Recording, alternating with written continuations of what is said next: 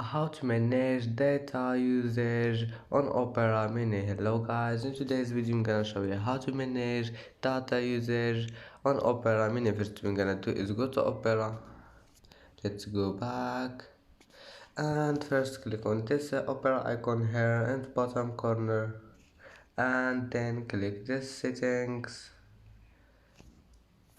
and then just go down until you find data collection, and in this category you can manage how the data is used, and just select here anything you want.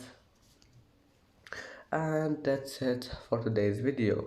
If you like this video, please don't forget like and subscribe, and watch this video if you want, and see you in the next video.